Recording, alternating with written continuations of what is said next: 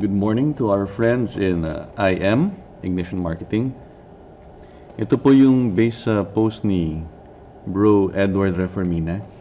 Adjust ko lang ito konti. Yan. Itong PIFA website. At makita po natin itong data na ganito. NAV per share. Yan yung net asset value per share. So halimbawa itong ALFM Growth Fund na may 264.33. Ibig sabihin, kung meron tayong 264,333 pesos, 330 pesos, pwede po tayong bumili ng 1,000 shares dito.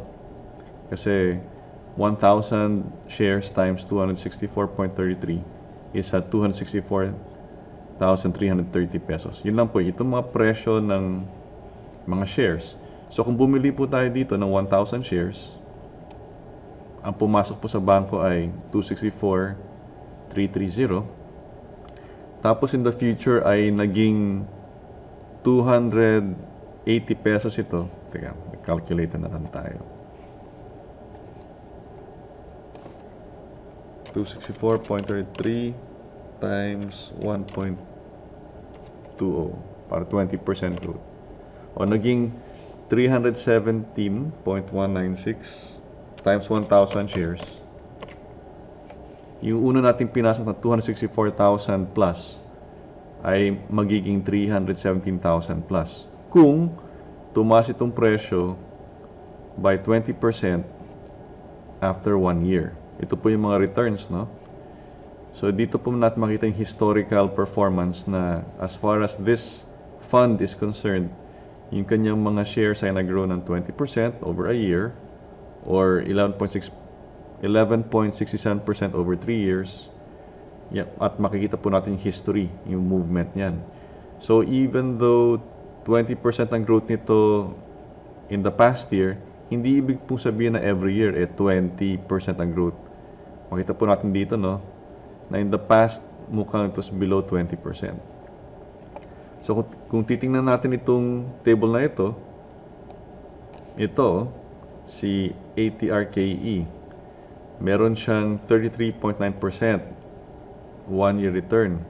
Wala siyang data for 3 years, wala siyang data for 5 years. So siguro bago pa lang itong fund na ito, kaya yung kanyang data ay for 1 year lang. Pwede nyo po i-review pag clinic nyo po itong history. So tingnan po natin itong mga ibang 1-year returns. 19%, 17, 17, 27, 22, 23. Sino pa ba?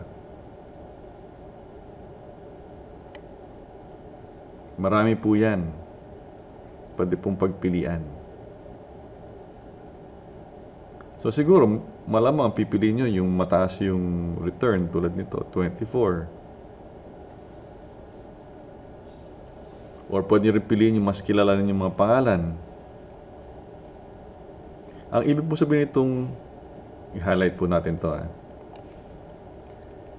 Sun Life Prosperity Philippine Equity Fund. Ang ibig po sabihin yan, ang mga nagmamanage po, ang humahawak po ng pondong ito, dinedeposito po, ini-invest po nila yung pera ng maraming investors sa isang equity fund. Ibig po sabihin ng equity, stock market. Minsan kasi makikita po natin itong balanced funds. Ibig sabihin ng balanced, hindi lang po sa stock market, pwede rin sa bonds. Yung bonds, yung pautang po natin sa mga kumpanya o sa mga gobyerno. Ito po yung bond funds. So, pansinin po natin kapag bond funds, meaning nagpapautang tayo sa mga kumpanya o sa mga gobyerno, ang baba ng interest rate ng return. 2%, 5%. Kasi po, hindi po risky. Nagpapahiram tayo sa gobyerno, malamang po magbabayad naman sila ng utang nila sa atin. Kaya yung balik po sa atin, mababa lang. Samantalang dito sa equity fund or stock funds, mas risky kasi pwedeng tumaas yung presyo ng stock, pwede bumaba. At dahil po mas risky, nire-rewardan po tayo ng mas mataas na interest. 19%, 17%, 27%. Tapos yung sa gitna ng stock tsaka bond, ayan po yung balance funds. So yung mga 9, 11, 14, 12. mapapansin po natin na yung range ng mga kitaan dito, yung return, ay from 2.39% to as high as 27%. Pansinin po natin, wala dyan pumapalo ng 80%, 100%, 300, 400, 500%, 1,000%, wala. Ito na po yung mga top companies, top fund managers sa Pilipinas at sa mundo. Ayan po yung kaya nilang gawin, no? Kaya nilang palaguin ang ating pera, ipag-grow ng 27%. Ano ibig sabihin ng 27%? Ganito po yan.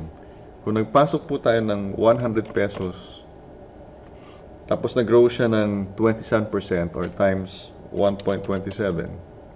After 1 year, yung dati nating 100 pesos, nagiging 127 pesos. Yung dati nating 100,000 times 1.27. So, 27%, yung dating 100,000, nagiging 127,000. Yung dating 40,000 pesos times 1.27, nagiging 50,800 pesos. Yan po yung meaning ng 27.72% na yan. So, ayan po, no? Bahagi po ito ng ating financial literacy, financial education. At least nakikita po natin ngayon kung ano yung ROI, return, yung kitaan na na-experience ng mga bangko, ng mga stock fund managers, mutual fund managers, mahawak ng bonds and balance funds. So kung may mga questions po kayo, huwag po kayong mag-atubili na magtanong sa ating grupo. Until the next financial literacy video tutorial, ako po si Manny Viloria na nagsasabing invest in yourself before others will invest in you. Maraming salamat po at mabuhay tayong lahat.